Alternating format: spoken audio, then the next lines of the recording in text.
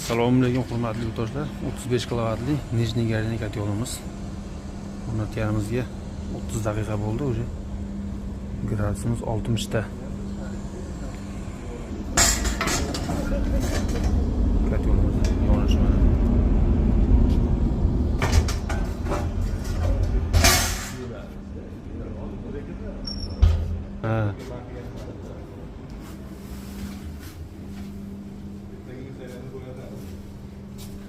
Ham gazga, ham ko'mirga bo'ladi. Bo'llar suvni ko'rsatadi. Qirqqa chiqdim. Hurmatli do'stlar, kimga shunaqa aqlli katyollar kerak bo'lsa, bemalol ekrandagi raqamga chiqaverasizlar. Nijniy Garniyda birinchi o'rinda Tiagas turadi. Tiagas zo'r tursa, katyol ham zo'r bo'ladi. Mana shu 2 etajli xonadonga stanokka olganmiz boshqa.